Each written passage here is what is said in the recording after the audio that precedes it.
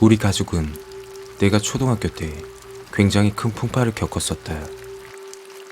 어머니가 갑자기 아프셔서 큰 수술을 받았고, 아버지는 한동안 어린 나 때문에 일을 하지 못했다.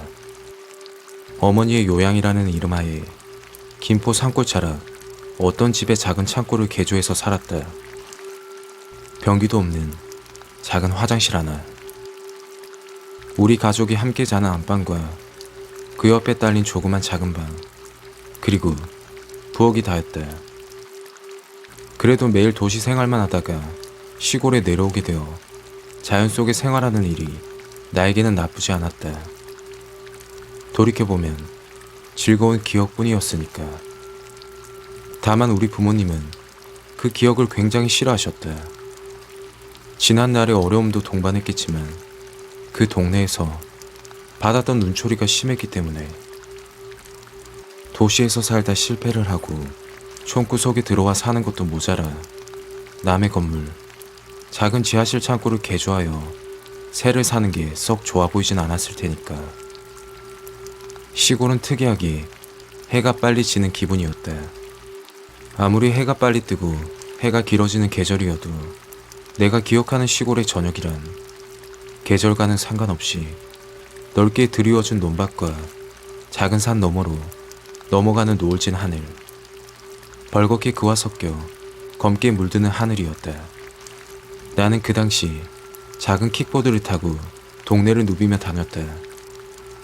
그때의 내 모습은 지금은 상상할 수 없을 정도로 말이 많고 사교적이었다.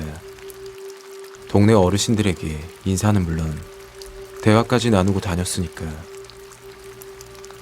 그런데 그때마다 항상 어르신들이 하는 말이 있었다. 해가 지면 얼른 집에 가야 혀. 밤이 빨리 찾아오는 만큼 이상한 것도 다 같이 오는겨. 사방팔방 산이니까 여기도 저기도 다 제 집이니까. 동네에 같이 사는 고모 할머니, 구멍 가게를 운영하시는 할머니, 윗집 사는 최씨 할아버지도 항상 늦게까지 돌아다니면 안 된다고 말씀하셨다. 그리고 어머니까지도 일찍 오라고 이야기를 하시곤 했다.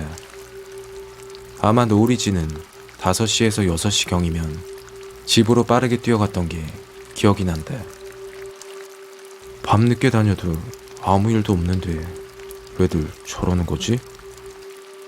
어렸던 나는 불만을 가졌지만 어른 말씀을 잘 들어야 한다는 확고한 믿음이 있어서 감정을 억누르고 시간을 잘 지켰다.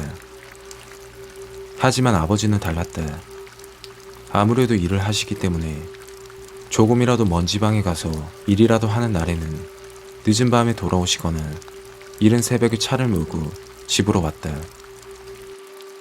아버지가 이상한 할머니를 만난 것도 그때였다. 아버지는 지방 쪽에 업무가 있어 새벽에 나가 새벽에 돌아오는 한 주가 있었다. 마을 쪽을 벗어나면 꽤 긴 산을 뒤로 한 채 넓게 논이 펼쳐지고 그 가운데로 어설픈 아스팔트 길이 깔려 있다. 아버지의 차는 늘 그곳을 지나갔었다. 그런데 그곳을 지나는 어느 날부터 아버지는 어떤 할머니를 보았다고 했다.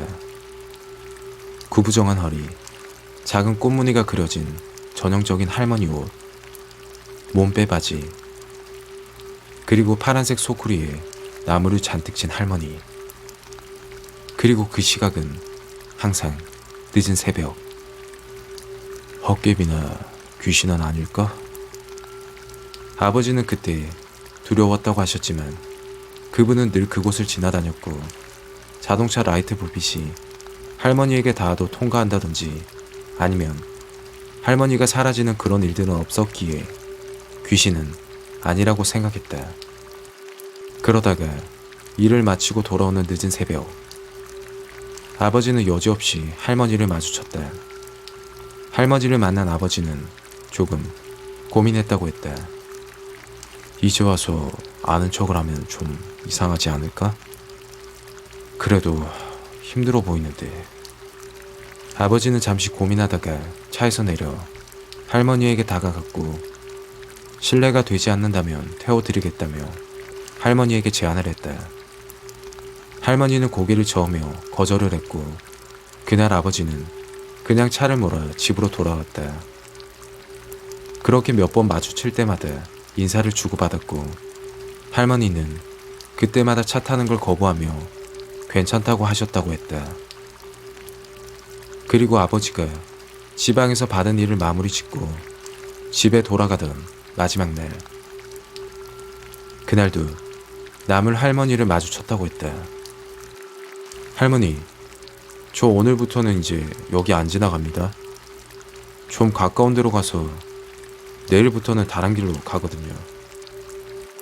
아버지가 이야기하니 할머니는 고개를 끄덕이며 그럼 오늘은 한번 태워달라며 말씀하셨다. 할머니를 모시고 할머니가 알려주는 방향으로 출발했다. 할머니는 차 안에서 아버지와 이야기를 많이 나눴다고 했다. 아들 셋이 있고 다 장성해서 손자 손녀가 있다.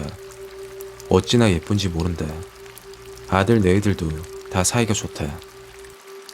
할머니의 자식 자랑을 들으면서 아버지는 할머니가 가리키는 곳으로 차를 몰았다.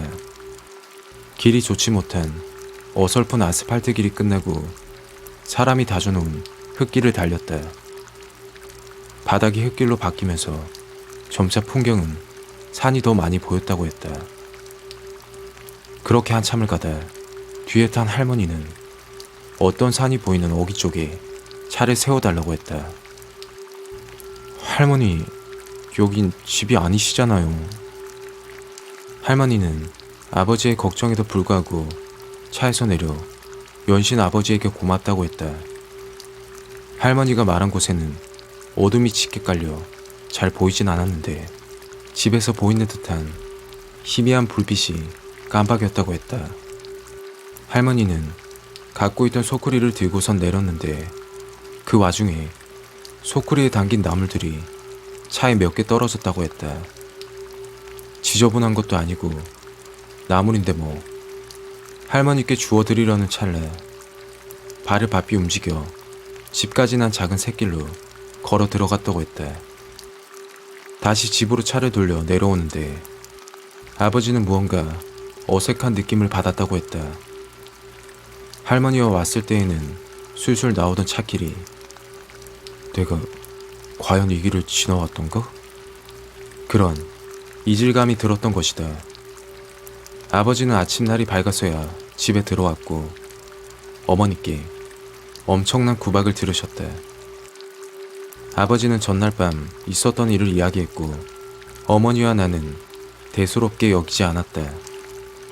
어렸던 내가 좋은 일 하다가 늦게 왔네, 너무 뭐라고 하지 말자며 이야기를 했던 게 기억이 난다. 아버지는 주무시고 흙 묻은 차를 청소하겠다는 어머니는 차 쪽으로, 나는 장난감을 가지고 놀고 있었다. 한참 뒤 시간이 지나고 점심시간이 되어 세 식구가 식탁에 둘러앉았는데 어머니가 툴툴 거리셨다.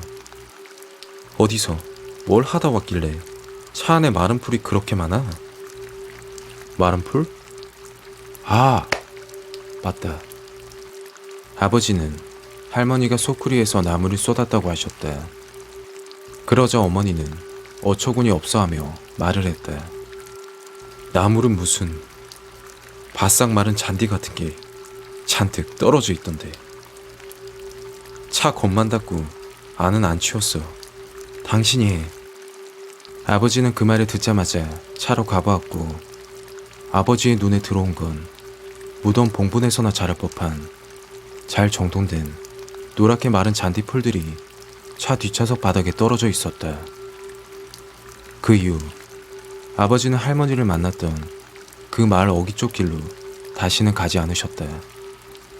꽤 시간이 흘러 내가 초등학교 고학년이 됐을 무렵 아버지는 궁금증에 그 길을 지나가 보셨다고 했다. 그리고 한참 그 어귀를 돌다가 낯익은 길을 발견했고 이 길이구나 싶어 그 길을 따라갔는데 그 길의 끝은 할머니를 데려다 줄 때와는 정반대인 숲속 그 자체였다. 애초에 아스팔트가 끊겨 있는 차는 들어갈 수 없고 사람이 다져놓은 흔적이라곤 조금도 없는 숲속길이었다. 나중에 우리 집안이 가세를 회복해 돌아갈 때쯤 알게 된 건데, 인씨 할머니라고 노인 두 분이서 사는 작은 집이 있었다고 했다. 두 분 다 성실히 사는 분이셨는데, 특히 인씨 할머니는 나무를 취미 삼아 캐서 장에 파는 분이셨다고. 이후로 돌아가시고 할머니 집터를 묘지로 쓰고 있다고 했다. 그날 아버지가 본 그 할머니는 도대체 뭘까?